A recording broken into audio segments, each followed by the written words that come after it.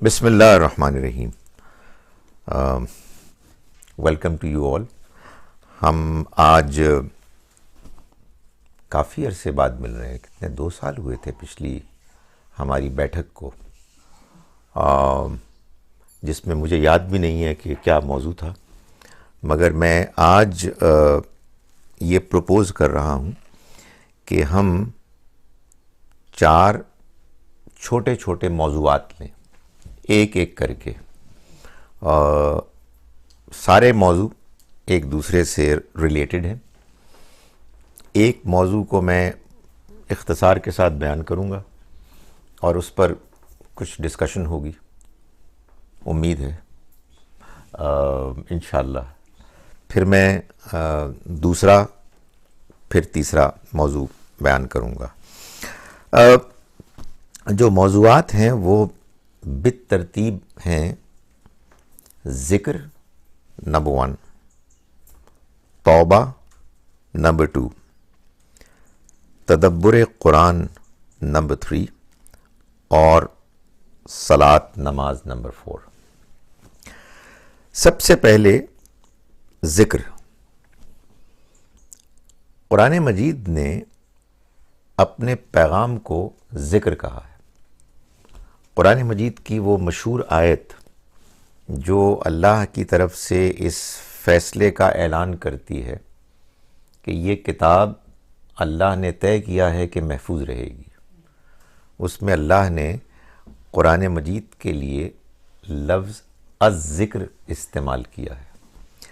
انا نحن نزلنا الذکر، ہم ہی ہیں کہ جنہوں نے اس الذکر، اس قرآن کو نازل کیا. وَإِنَّا لَهُ لَحَافِظُونَ، اور ہم ہی اس کی حفاظت کریں گے. آگے چل کے میں آپ کو بتاؤں گا کہ قرآن مجید یہ بتاتا ہے کہ ہم کو نماز پڑھنی ہے اللہ کو یاد کرنے کے لیے. یہ اللہ کو یاد کرنا کیا ہے؟ دیکھیے، ایک سوال پیدا ہوتا ہے کہ ہم یاد کرتے ہیں ان کو جن کو ہم جانتے ہیں. جن کو ہم جانتے ہی نہیں ہیں ان کو آپ کیا یاد کریں گے؟ میرے والد مرحوم سے میرا ایک تعلق تھا، ایک زندگی کا حصہ میں نے ان کے ساتھ گزارا. تو اب جب میں ان کا ذکر کرتا ہوں تو میرے سامنے ان کی تصویر ہوتی ہے، ان کی باتیں ہوتی ہیں. تو قرآن مجید یہ کہتا ہے کہ ہم اللہ کو یاد کریں کثرت کے ساتھ. اذکر اللہ ذکرًا کثیرا. کیا مطلب ہے اس کا اور کیسے کریں؟ معلوم یہ ہوتا ہے کہ قرآن کہتا ہے کہ اللہ کی بنائی ہوئی اس دنیا کو دیکھو، اس نے جس حسن ترتیب حکمت کے ساتھ بنائی ہے اس پہ غور کرو، خود اپنے وجود پر غور کرو اور اللہ کو یاد کرو. مگر سوال پھر بھی پیدا ہوتا ہے کہ بھائی، ہم اس دنیا کو، اس کائنات کو، اس میں جو کچھ بھی ہم مشاہدہ کرتے ہیں، تجربہ کرتے ہیں، اس سے جو فائدہ اٹھاتے ہیں، اس سے عقلی طور پر، ذہنی طور پر یہ تو نتیجہ نکال سکتے ہیں کہ اس دنیا کا بنانے والا ایک ایسا خدا ہے، ایک ایسا خالق ہے کہ جس کی بہت خوبیاں ہیں، بہت صفات ہیں، اس کی تعریف بھی ہم کر سکتے ہیں. مگر یہ تو تعریف ہوئی نا، یہ تو اصل میں اس کے بارے میں کچھ ہمیں معلومات مل گئی، کچھ ہم نے کنکلوژن ڈرا کر لیے اور ہم اس کو بیان کرتے ہیں. مگر یہ وہ یاد تو نہ ہوئی نا کہ جو یاد مثال کے طور پر میرے والد صاحب کی ہے میرے اندر. قرآن سے معلوم ہوتا ہے کہ اصل میں اللہ کی یاد ہمارے وجود میں، ہمارے دل میں پہلے سے موجود ہے. اور ہم جب دنیا میں اللہ کی مہربانیوں کو دیکھتے ہیں، اس کا تجربہ کرتے ہیں، اس کی بنائی ہوئی اس کائنات پر غور کرتے ہیں جس میں اس کی صفات کو ہم تلاش کرتے ہیں، وہ حکمت والا ہے، وہ قدرت والا ہے، وہ مہربان ہے، تو اصل میں کیا ہوتا ہے کہ وہ اللہ جو ہمارے اندر، تمام انسانوں کے اندر پیدائشی طور پر موجود ہے، اس کی موجودگی کا احساس ہم سب کے اندر پہلے سے موجود ہے۔ ہم اللہ کی بنائی ہوئی دنیا پر غور کر کے، اس کے کلام کو پڑھ کے کچھ نہیں کرتے سوائے اس کے کہ وہ پہلے سے موجود اللہ کی معرفت، جس کو ہم کہیے بھول چکے ہیں یا جس سے ہم غافل ہو چکے ہیں، اس غفلت کو دور کر کے ہم ایک مرتبہ پھر اس سے مربوط ہو جاتے ہیں، کنیکٹڈ ہو جاتے ہیں۔ یہی وجہ ہے کہ آپ یہ دیکھیے کہ اللہ کو یاد کرنا حقیقت میں جب ہوتا ہے تو صرف یہی نہیں ہوتا کہ ہم ایک اچھے عمارت کو دیکھ کے اس عمارت کے بنانے والے کی ہم خوبیاں بیان کر رہے ہوتے ہیں، ہمارا دل، ہمارے جذبات اس کے ساتھ وابستہ ہو جاتے ہیں۔ آدمی یہ محسوس کرتا ہے کہ میں اس ہستی کا ذکر کر رہا ہوں، میں اس ہستی کو پہچان رہا ہوں، میں اس کی خوبیاں بیان کر رہا ہوں جو میرے اندر، میرے وجود میں اپنی معرفت کے ساتھ موجود ہے۔ قرآن مجید نے ہم کو یہ بتایا کہ یہ اصل میں اس لیے ہے، یہ اس لیے ہے کہ ہم اس دنیا میں آنے سے پہلے اللہ کے ساتھ ملاقات کر چکے ہیں، ہم اس کا آپ کہیے کہ مشاہدہ، تجربہ کر چکے ہیں۔ یہ بات قرآن نے سورہ اعراف، سورہ نمبر 7 کی آیت نمبر 172 اور 173 میں بیان کیا ہے، اور یہ بتایا ہے کہ ہمارے اس دنیا میں، یعنی انسانوں کے اس دنیا میں آنے سے پہلے اللہ نے انسانوں کو، یعنی ان کے اس حقیقی روحانی وجود کو، کہ جو اب ہمارے اندر کہیں چھپا ہوا ہے، اصل وجود وہی ہے، یہ تو اصل میں ایک خول ہے، ایک یونیفارم ہے ظاہری، جس کو کہ اس کے اوپر پہنا دیا گیا ہے۔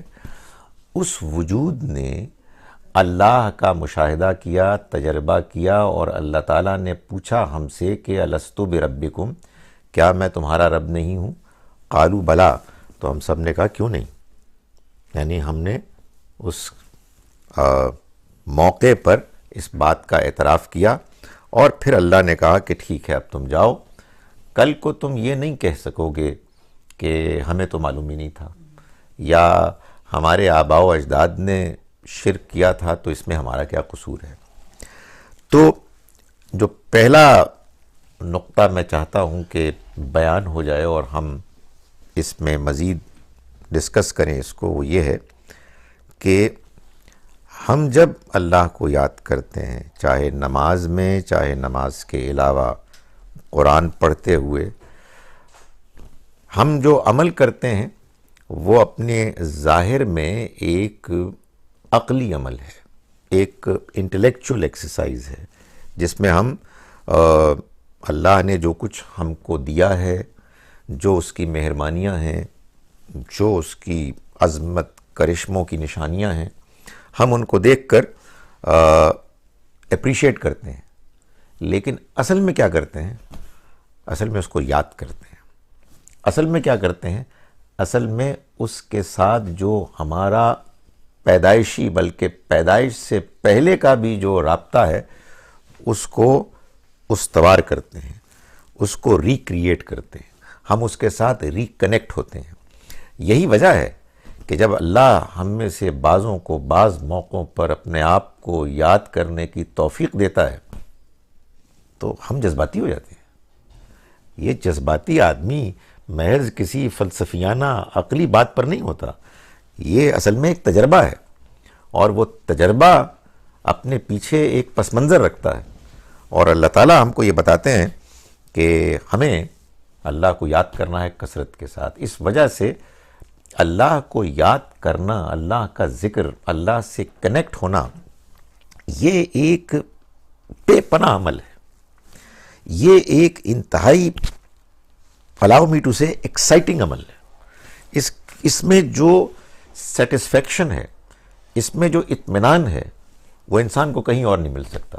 اس لیے قرآن کہتا ہے الا بذکر اللہ تطمئن القلوب، جان لو کہ اللہ کے ذکر ہی سے دلوں کو اطمینان ملتا ہے، کسی اور چیز سے اطمینان نہیں مل سکتا، اس لیے کہ یہ دل اس ذات کے ساتھ اپنا ایک تعلق لے کر اس دنیا میں آیا ہے، اور وہ تعلق کچھ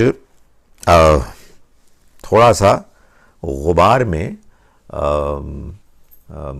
کمزور پڑ گیا ہے، اور ہم کو جس امتحان میں ڈالا گیا ہے وہ امتحان یہ ہے کہ یہ دنیا، یہ زندگی جو بڑی رنگین ہے، جس میں بڑی اٹریکشنز ہیں، بڑا گلیمر ہے، ہماری ضرورتیں اس سے وابستہ ہیں، ہم اس میں رہتے ہوئے اس کو یاد کریں، اس سے کنیکٹڈ رہیں۔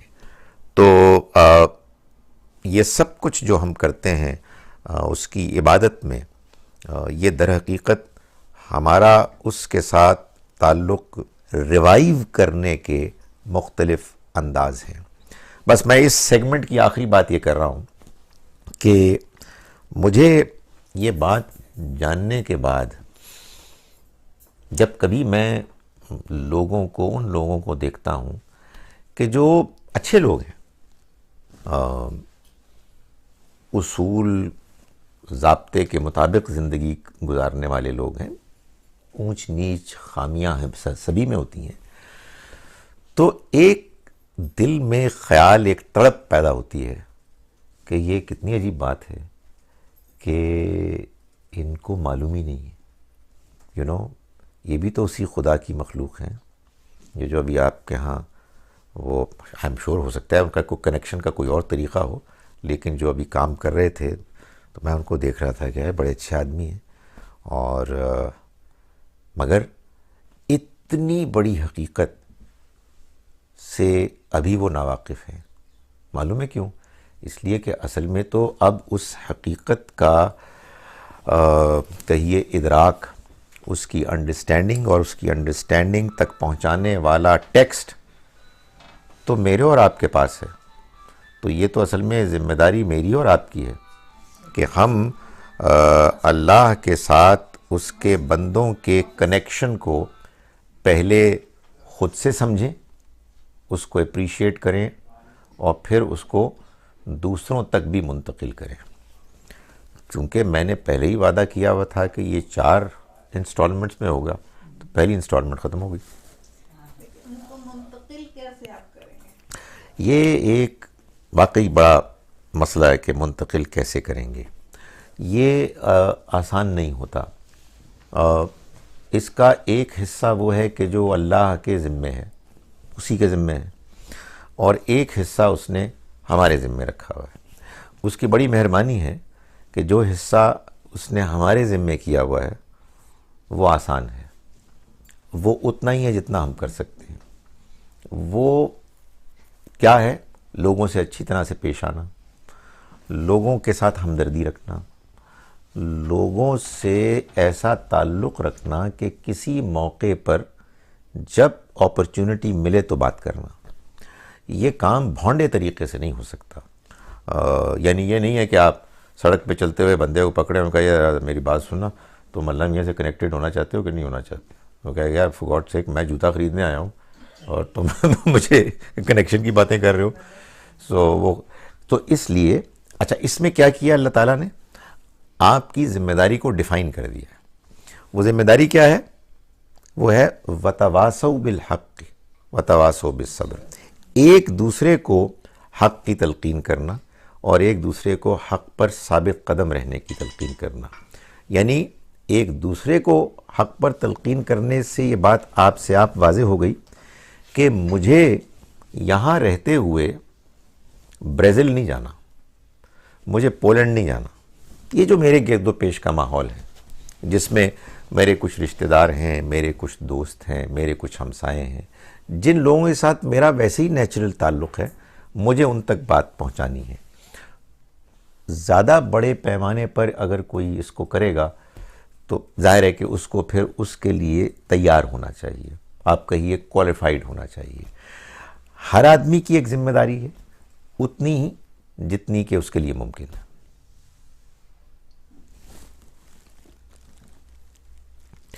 یعنی ڈسکشن کے لیے اگر کوئی موضوع نہیں ہے اور تو کوئی فکر کی بات نہیں ہے.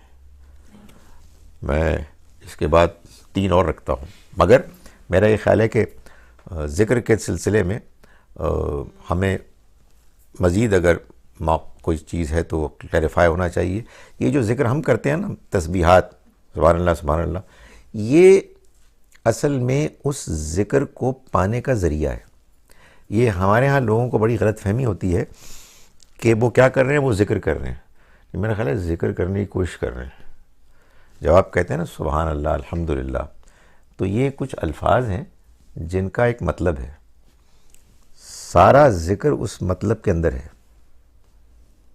جب آپ ذہنی قلبی طور پر اس میں انوالو ہوں گے، ورنہ ایک اچھی بات ہے. دیکھیں، کسی اچھے کام کرنے کی تیاری اور اس کو حاصل کرنے کی کوشش بھی ایک اچھی چیز ہوتی ہے، مگر یہ غلط فہمی نہیں ہونی چاہیے کہ جو آپ نے کیا ہے ابتدائی طور پر وہ انتہا ہے، وہ منزل مقصود ہے. نہیں، منزل مقصود تو یہ ہے کہ میرے رب کے ساتھ میرا تعلق ہو جائے. یعنی میں جب اس کو پکاروں تو مجھے محسوس ہو کہ واقعی میں اس سے بات کر رہا ہوں. میں جب اس کے آگے رکوع سجدہ کروں، ابھی نماز کا ذکر آ رہا ہے بعد میں، تو میں اس احساس کے ساتھ کروں کہ میں ایک زندہ الحی القیوم ہستی سے ہم کلام ہوں اور میں اس کے سامنے اپنی گزارشات پیش کر رہا ہوں. جب میں کہتا ہوں الحمدللہ، تمام شکر اور تمام تعریف اللہ کے لیے ہے، تو میرا وجود، میرا باطن میرے اس بیان میں شامل ہو. میں واقعی محسوس کرتا ہوں کہ یہ ساری نعمتیں اس کی بے پناہ نعمتیں ہیں اور یہ اس کا حق ہے کہ میں اس کا شکر ادا کروں.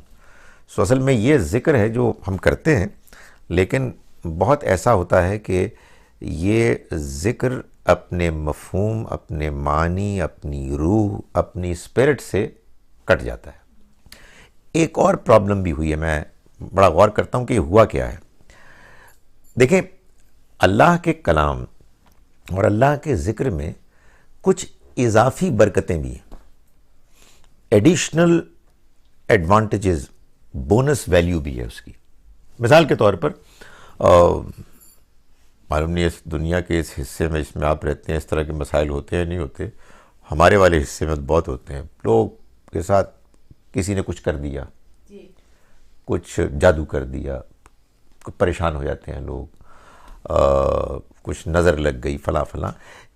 ان سے آدمی کو بہت زیادہ متاثر نہیں ہونا چاہیے، لیکن آدمی کو اتنا ایکسٹریمسٹ بھی نہیں ہونا چاہیے کہ آدمی کہے کہ ان کی کوئی حقیقت نہیں ہے.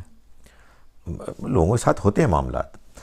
اس میں بسا اوقات یہ ہوتا ہے کہ اس طرح کے جو واقعات، حادثات، پریشانیاں ہوتی ہیں، ان کا توڑ، ان کا اینٹ جو ہے نا مقابل میں جو ان کے لیے آپ کہیے علاج ہے، وہ اذکار ہیں، قرآنی آیات ہیں، جن سے کہ یہ ہوتا ہے واقعی کہ آدمی بعض اوقات بعض اثرات سے محفوظ رہتا ہے. مشکل یہ ہوئی کہ لوگوں نے قرآن کی آیات کو اور اذکار کو اسی مقصد مصرف کے لیے استعمال کرنا شروع کر دیا، جس کا نتیجہ یہ ہوا کہ لوگوں کہا کہ یہ سبحان اللہ اتنی مرتبہ پڑھ لو، الحمدللہ اتنی مرتبہ پڑھ لو. یار یہ تو نہیں مسئلہ تھا. مقصد تو یہ تھا کہ وہ سبحان اللہ، الحمدللہ، اللہ اکبر، لا الہ الا اللہ، قرآن مجید کی آیات وغیرہ، ان کا کوئی مطلب ہے، اور اس مطلب کو سمجھ کے آپ کے اندر ایک ہلچل مچنی چاہیے. اس کے نتیجے میں آپ کا اس ذات سے تعلق ہونا چاہیے جس ذات کے بارے میں اللہ تعالیٰ فرماتے ہیں والذین آمنوا، اور وہ لوگ جو ایمان لاتے ہیں واقعی حقیقت میں اشد حبا للہ، وہ سب سے زیادہ شدید محبت اللہ سے کرتے ہیں. یعنی والدین سے بھی کرتے ہیں، بیوی بچوں سے بھی کرتے ہیں، اور چیزوں سے بھی اور لوگوں سے بھی کرتے ہیں، مگر ان کی محبت سے زیادہ شدید والہانہ محبت ان کی اللہ سے ہوتی ہے. تو اللہ سے محبت تعلق ہونا چاہیے. تو وہ میں گزارش کر رہا تھا کہ اصل میں یہ واقعات ہوئے، کیونکہ کسی کے پاس آپ گئے اور کہا جی میرے ساتھ یہ، اور انہوں نے کہا جی کہ آپ ایسا کریں کہ 1500 مرتبہ یہ پڑھ لیں. اب وہ کیا، وہ تو آپ نے یہ کرنا ہے بس، اس میں اور کچھ نہیں ہے، بس الفاظ کو بولنے. اور باقی بڑا زبردست ڈرامہ بھی آپ دیکھ رہے ہیں، فلم بھی دیکھ رہے ہیں، اور یہ بھی چل رہا ہے. ظاہر ہے کہ یہ دونوں چیزیں سائملٹینیسلی نہیں ہو سکتی. میں یہ نہیں کہہ رہا کہ آپ ان چیزوں کو چھوڑ دیں، لیکن آپ جو کام کر رہے ہیں اس کو ایک کام کو کریں نا ڈھنگ سے، جیسا کہ اس کا ہونا چاہیے. میں یہ بھی نہیں کہہ رہا کہ وہ جو اس مقصد کے لیے آپ کو کچھ پڑھنے کو کہا گیا ہے آپ اس کو کسی اور کام کے ساتھ نہ کریں، مگر جس کو ذکر کہتے ہیں نا، اللہ کو یاد کرنا، وہ بڑی چیز ہوتی ہے. اور وہ اللہ نے ہم سے چاہا ہے کہ ہم اذکر اللہ ذکراً کثیرا، ہم ذکر کریں اللہ کا کثرت کے ساتھ. وہ کیا ہے، جب بھی خیال آئے اٹھتے بیٹھتے، تیرا کرم ہے، تو نے مجھے یہ گھر دیا ہے، تیری مہربانی ہے، میں تو اس قابل ہی نہیں تھا، مجھے صحت دی ہے، مجھے موقع دیا ہے، مجھے لوگ دیے ہیں، ملنے والے دیے ہیں، تیری مہربانی ہے. تو یہ کیا ہے، یہ اصل میں ایک جانب ایکنالجمنٹ ہے، اس بات کا اقرار ہے کہ یہ سب اس کا دیا ہوا ہے، اور دوسری جانب اس کے نتیجے میں اس کے ساتھ کنیکٹ ہونا ہے جس کے ساتھ ہمارا کنیکشن تھا، مگر پھر ہم دور ہو گئے اور ہمیں ریکنیکٹ ہونا ہے. میں تو اللہ کام کر رہی ہوتی ہوں، خیال آتا ہے، لیکن میں اللہ میں سے جھگڑا بھی کر لیتی ہوں اس وقت. جی وہ دیکھیں، جھگڑا کرنا بھی ہمارا حق ہے، لیکن ظاہر ہے کہ جو بڑا ہوتا ہے اس کے آداب کے لحاظ سے، یعنی کہ لاڈ بھی آدمی کرتا ہے، لیکن انسان یہ کہتا ہے کہ خدایا میری یقیناً بڑی کوتاہیاں ہیں، تو نے یہ فیصلہ کیا، ٹھیک ہی فیصلہ کیا ہوگا، مگر میں پھر بھی بے چین ہوں، میرے دل کو سکون دے. جسٹ ٹاک ٹو ہم. باقی یہ بات جو میں نے جملہ بولے، بالکل ٹاک ٹو یور گاڈ. ہم اس سے باتیں کرتے ہیں.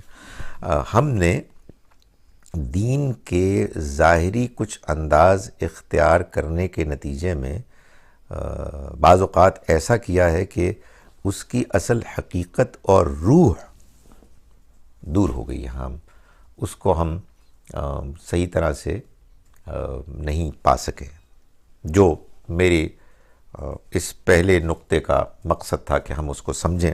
ظاہر ہے بات سمجھ میں آتی ہے تو اس کو جاننے، اس کو پانے کا بھی کوئی آدمی. جو یہ نئی نسل تو بے انتہائی کنفیوز ہے، اور ہم لوگ بھی کافی کچھ کنفیوز ہو گئے. دیکھیں میں گزارش کروں کہ کنفیوژن جو ہے یہ جس امتحان میں ہم ہیں یہ اس کا حصہ ہے. میں اور آپ تو مسلمان ہیں نا، مسلمان ہونے کے ناطے بہت سی چیزوں کو ہم سب مسلمان مانتے ہیں، اور بہت سے معاملات میں ہم کچھ غیر واضح الجھے ہوئے ہیں. جو لوگ مسلمان ہی نہیں ہیں وہ تو ظاہر ہے کہ اس اللہ کے آخری پیغام سے ابھی واقف نہیں ہیں کہ جو ساری دنیا کے لیے آیا تھا. اس لیے اس بات کو مان لیں اور اس سے گھبرائیں نہ کہ اختلاف تو ہوگا. میں لوگوں کو یہ کہتا ہوں کہ یہ بات کہ اس دنیا میں بہت بڑی تعداد میں عیسائی ہیں، بہت بڑی تعداد میں ہندو ہیں، بہت بڑی تعداد میں چائنیز ہیں، یہ میرے والد صاحب کا فیصلہ نہیں تھا، یہ اللہ تعالیٰ کا فیصلہ ہے. اور اللہ کے اس فیصلے کو ہمیں ماننا ہے، اس کے مطابق ہمیں ایڈجسٹ کرنا ہے. گزارش یہ ہے کہ بچوں کو ڈیل کرتے ہوئے ہمیں یہ لازماً کرنا چاہیے کہ جب ہم ان کو دین بتائیں تو ان کو دین سمجھائیں، نہ کہ ان پر دین ٹھونسیں۔ یعنی ممکن ہے کہ بچے بعض باتیں ٹھیک کہہ رہے ہوں، اور آپ سوچئے کہ اگر فرض کیجئے کہ ہم اپنی ان باتوں پر انسسٹ کریں کہ جو باتیں ہم نے سنی ہوئی ہیں، جن کے دلائل سے ہم دینی دلائل کی بات کریں، ہم خود بھی واقف نہیں ہیں، تو ایک بہت بڑا حادثہ یہ ہوگا کہ آپ کی اور بچوں کی کمیونیکیشن کم از کم دین کے معاملے میں ختم ہو جائے گی، جو نہیں ہونی چاہیے۔ ہمیں جو بھی اوپینینز ہیں، ان اوپینینز میں سے جو دیانتداری سے صحیح اوپینین لگتی ہے اس کو ہمیں سمجھ کر ماننا ہے۔ یہ جو آپ نے اس سے پہلے باتیں بیان فرمائی، میں ان میں جو یاد ہیں میں ان کا چھوٹا مختصر جواب دیتا ہوں اور پھر اگلے نقطے پر چلتا ہوں۔ یہ جو آپ فرما رہے ہیں نا، واٹس ایپ پہ بہت ساری باتیں آتی ہیں، ان میں سے بہت سی چیزیں ایسی ہوتی ہیں جو اوتھینٹک ہی نہیں ہوتی۔ ان میں دو طرح کی باتیں ہیں۔ ایک تو وہی جو میں نے ابھی وضاحت کی کہ بعض ایسے نسخے ہوتے ہیں، یہ میں آپ کو بتا رہا ہوں کہ جیسے آپ کے سر میں درد ہونا تو آپ کو کوئی ڈاکٹر پرسکرائب کرے کہ بھئی یہ دوا لے لو، بالکل اسی طرح بعض لوگ بعض دنیاوی مسائل کے حل قرآن کی آیات اور اذکار کے ذریعے سے بتاتے ہیں۔ مجھے یہ چیز غلط نہیں لگتی، مگر مجھے اس میں یہ اعتراض ہے کہ قرآن کی آیات اور اللہ کا ذکر اب اسی کے لیے مخصوص ہو کے رہ گیا ہے۔ یہ اصل میں اس کا وہ استعمال ہے کہ جس کے لیے قرآن آیا ہی نہیں تھا۔ اس پر ہمیں فکر کرنی چاہیے، ہاں اس پہ فکر کرنی چاہیے۔ قرآنی آیات آپ کو نوکری دلانے کے لیے نہیں آئے تھے، وہ آپ کی بیماری ٹھیک کرنے کے لیے نہیں آئے تھے، وہ تو اصل میں آپ کو اللہ کے ساتھ کنیکٹ کرنے کے لیے آئے تھے، آپ کو اس دنیا کا مقصد بتانے کے لیے آئے تھے، آپ کا تزکیہ کرنے کے لیے آئے تھے۔ اگر آپ قرآن کو، جیسا کہ میں نے گزارش کی ابھی، اللہ کو یاد کرنے کے لیے پڑھتے ہیں اور ساتھ ساتھ یہ بھی کبھی کبھار ضرورت پوری ہو جاتی ہے تو کوئی حرج نہیں۔ جو حادثہ ہوا ہے وہ یہ ہے کہ اصل مقصد پس منظر میں چلا گیا یا غائب ہو گیا، اور جو زیادہ سے زیادہ اس کی ایک بونس ویلیو، ایک ایڈوانٹیج تھی، وہ اصل چیز بن گئی، جس کو کہ ظاہر ہے کہ ہمیں کوشش کرنی چاہیے کہ اپنے بیلنس کو ٹھیک کریں، اور ہر پیغام جو آپ کو واٹس ایپ پہ آتا ہے وہ پڑھنے والا نہیں ہوتا۔ مگر سر اس میں ایک بات یہ ہے نا کہ یقیناً ہے، لیکن میں اس میں چند گزارشات مختصر بیان کر کے آگے بڑھتا ہوں۔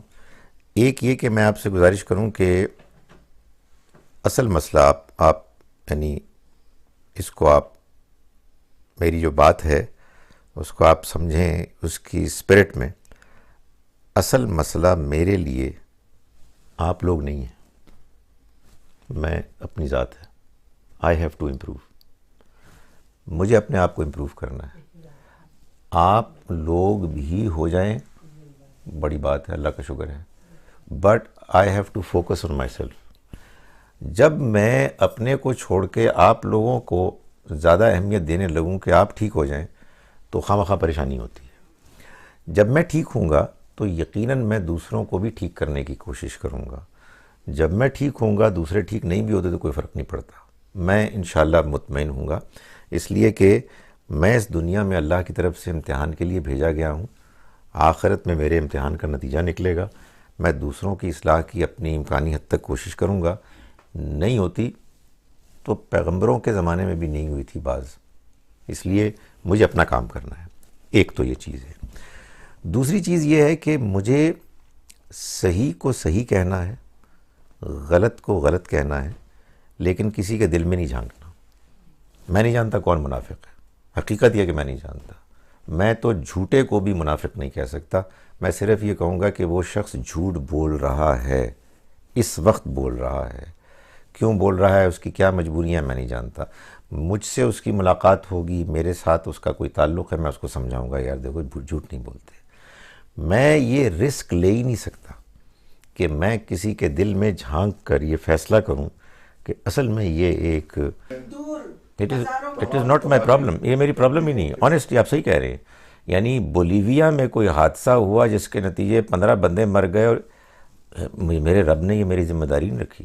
آنیسٹلی مجھے اس بارے میں بڑا کلیئر ہونا چاہیے. اگر اس کے لیے یہ لفظ صحیح ہے تو مجھے سیلفش ہونا ہے کہ مجھے اپنی ذات افسوس ہو سکتا ہے، لیکن بھائی افسوس کے لیے بھی آپ نے یہ دیکھنا ہے کہ آپ کا دائرہ اختیار اور ذمہ داری کا دائرہ کیا ہے.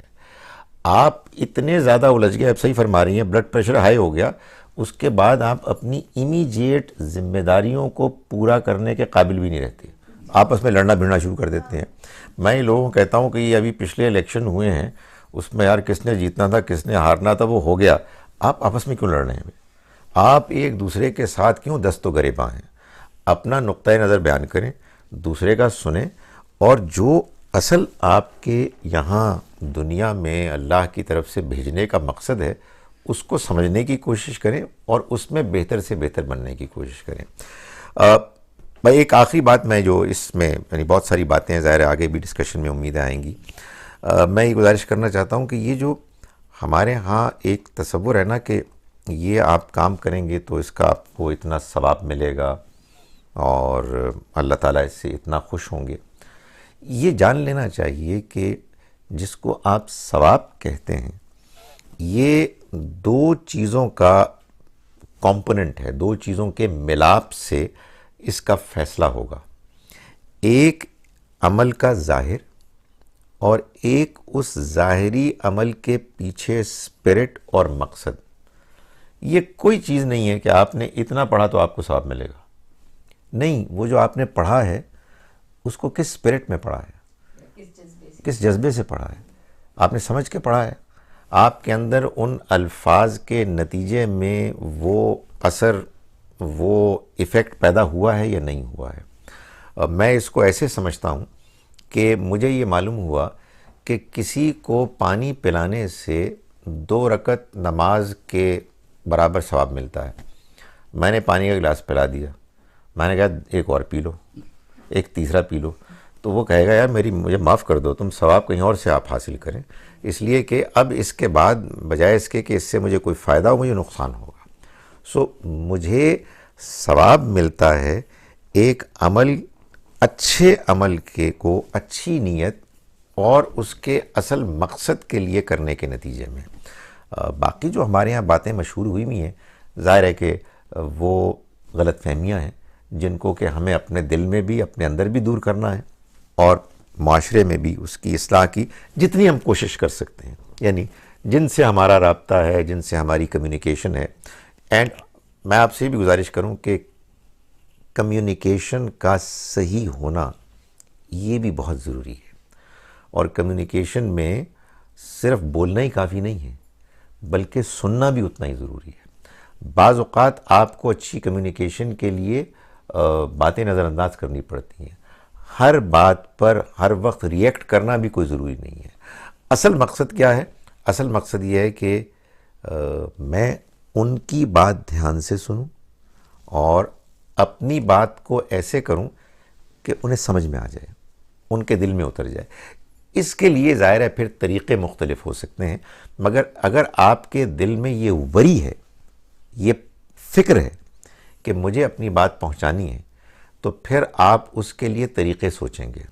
لیکن اگر میرا مقصد یہ ہے کہ میں دوسروں کو شٹ اپ کروں اور ان کو اپنی گفتگو میں کمتر دکھاؤں تو ظاہر ہے کہ پھر اس کا کوئی فائدہ نہیں. It's a waste of time.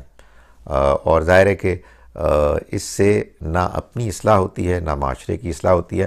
میں نے عام طور پر اپنے پچھلے کچھ عرصہ جو گزرا ہے ہمارے ہاں بحثوں کا، اس میں دیکھا ہے کہ اس میں اصلاح، بہتری، انفارمیشن کا ایکسچینج، انڈرسٹینڈنگ، یہ مقصد نہیں ہو رہا، بلکہ جیسے آپ کرکٹ یا ہاکی میچ کھیلتے ہیں جیتنا ہارنا مقصد ہے.